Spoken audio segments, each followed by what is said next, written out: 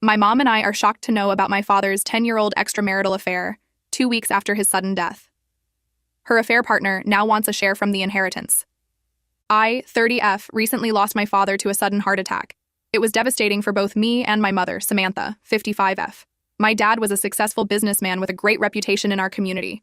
We were incredibly close, and I always looked up to him as my role model. The funeral was tough, but we got through it with the support of family and friends. Almost 2 weeks after we laid him to rest, my mom and I were trying to adjust to our new reality when a woman named Audrey, 57F, approached us. Audrey asked to speak with us privately, and we agreed, not knowing what to expect. What she told us next turned our world upside down. She claimed that she had been having an affair with my father for the past 10 years. I couldn't believe what I was hearing. This woman, who was slightly older than my mom, was telling us that my dad had been unfaithful for a decade. As if that wasn't shocking enough, Audrey revealed that she had a son, 28M, who was just 2 years younger than me. Audrey then broke down crying in front of my mom. She said that my father had promised her a part of his inheritance because he loved her so much. I was furious. How dare this woman come to us with these claims when we were still grieving? My mom, on the other hand, seemed more shocked than angry. She's always been a bit gullible and tends to believe people easily. I could see the confusion and hurt in her eyes as she listened to Audrey's story. Audrey continued her sob story, saying she didn't want to go public with her demands for a share of the inheritance because it would tarnish my late father's reputation. But the way she said it felt more like a threat than a considerate gesture. It was clear she was trying to manipulate us. I couldn't take it anymore. I flat out rejected her request, telling her that we didn't believe her story and that she wouldn't be getting a cent from us. My mom, however, surprised me by saying we needed time to think about it. I was shocked that my mom would even consider this woman's claims. I tried to reason with her, reminding her that we had no proof of Audrey's relationship with Dad or that her son was his child. But my mom seemed torn, probably because she's too kind-hearted and hates confrontation. Since that day, there's been tension between me and my mom. I refuse to entertain Audrey's demands, while my mom thinks we should at least look into her claims to avoid any potential scandal. I think my mom is being naive and that giving in to Audrey would be a huge mistake. I've been doing some digging on my own, trying to find any evidence of this. So far, I haven't found anything concrete. My dad's finances seem straightforward, with no suspicious transactions or hidden accounts that might suggest he was supporting another family. Despite the lack of evidence, my mom is still considering meeting with Audrey again to discuss her claims. I'm worried that Audrey might take advantage of my mom's vulnerable state and manipulate her into giving away part of the inheritance. I've tried to convince my mom to at least consult with a lawyer before making any decisions, but she's hesitant. She keeps saying she doesn't want to drag this through the courts and potentially ruin Dad's reputation posthumously. I feel like I'm fighting a battle on two fronts, trying to protect our family's legacy and financial security from this woman's claims, while also trying to shield my mom from being taken advantage of in her grief. The whole situation has put a strain on my relationship with my mom. We used to be very close, but now we're constantly arguing about how to handle Audrey's claims. I feel like I'm the only one thinking clearly in this situation, but my mom accuses me of being cold-hearted and not considering the possibility that Audrey might be telling the truth. I'm starting to feel like the bad guy in this situation. Am I being too harsh? Should I be more open to the possibility that Audrey is telling the truth? I just can't shake the feeling that she's trying to con us when we're at our most vulnerable. I'm worried about the potential legal implications if we do give Audrey any money. Could that be seen as an admission that her claims are true? Could it open us up to further demands or legal action in the future? The stress of this situation is taking a toll on my mental health. I'm still grieving my father, trying to support my mom, and now I have to deal with this woman threatening to destroy my dad's reputation if we don't pay her off. I've considered reaching out to Audrey's son directly to see if he knows anything about this supposed relationship between his mother and my father. But I'm afraid that might legitimize Audrey's claims or give her more ammunition against us. Part of me wants to call Audrey's bluff and tell her to go public with her story if she wants to. I'm confident that if she's lying, she won't actually do it. But I'm also scared of the potential fallout if she does go through with it, even if it's not true. So, Reddit, am I bad guy for refusing to give my late father's alleged mistress a share of his inheritance? Should I be more open to investigating her claims? Or am I right to stand firm and protect my family from what I believe is a con artist trying to exploit our loss? Update.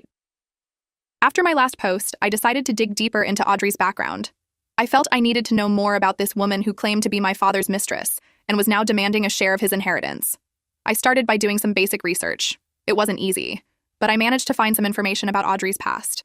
The most significant thing I discovered was that her husband had died about 15 years ago. This was interesting because it lined up with the timeline of her alleged affair with my dad.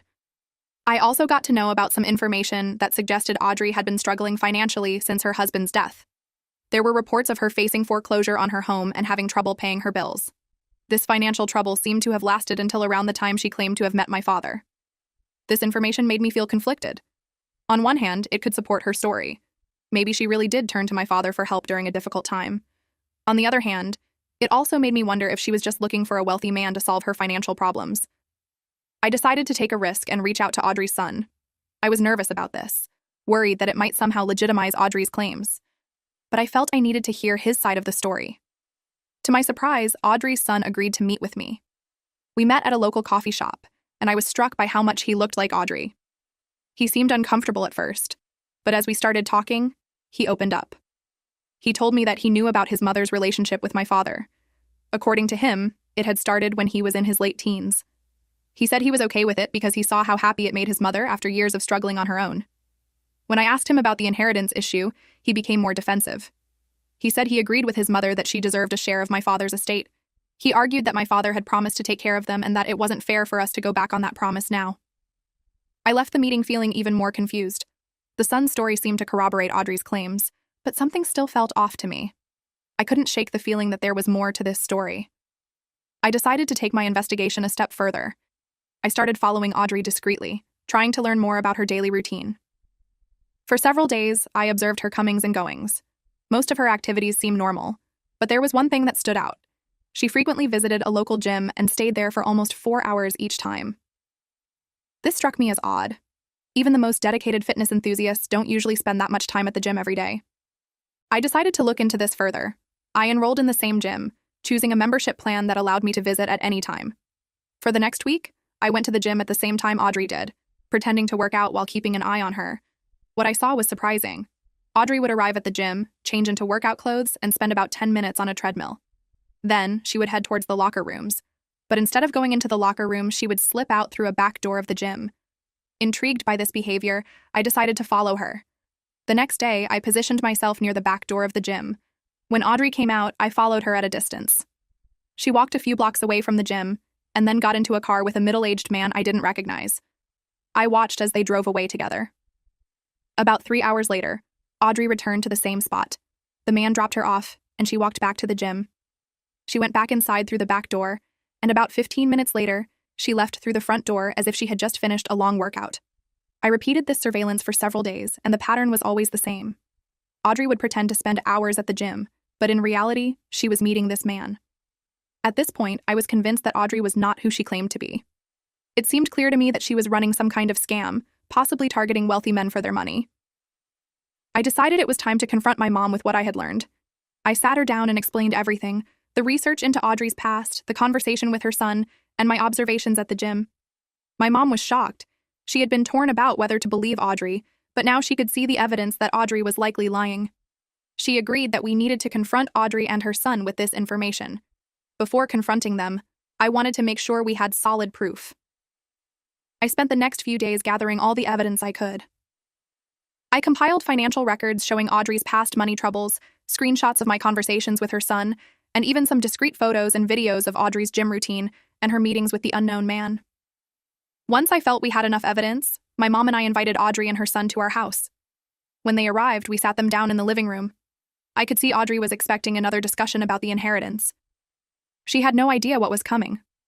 I started by calmly laying out everything we had discovered. I showed them the evidence of Audrey's financial troubles after her husband's death. I recounted my conversation with her son, pointing out some inconsistencies in his story that I had noticed. Then, I revealed what I had seen at the gym. As I spoke, I could see the color draining from Audrey's face. Her son looked confused at first, then angry. When I finished, there was a long moment of silence. Audrey tried to deny everything at first. She claimed I was making it all up because I didn't want to share my father's money. But when I showed her the photos and videos I had taken, she broke down. Through her tears, Audrey admitted that she was devastated after my father's death.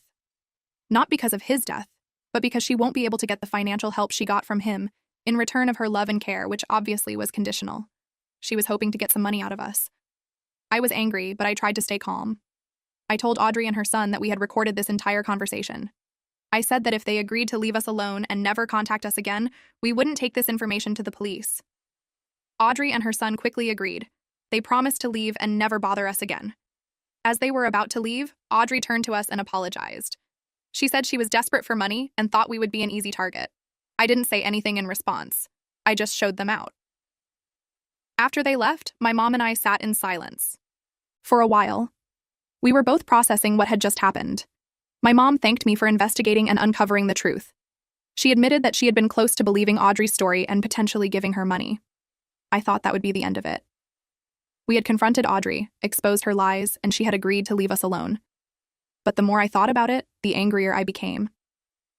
Audrey had put us through so much stress and pain during our time of grief. She had lied to her own son, making him believe he had a relationship with my father. And who knew how many other families she had targeted with this scam?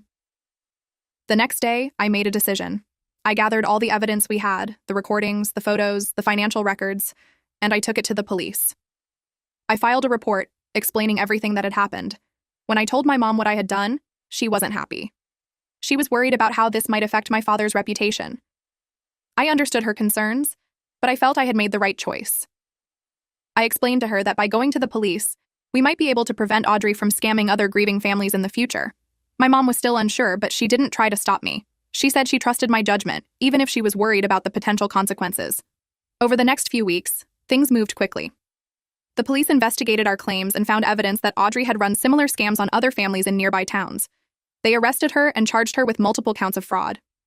Audrey's son wasn't charged with anything. The police believed that he was also a victim of his mother's lies. I felt sorry for him in a way.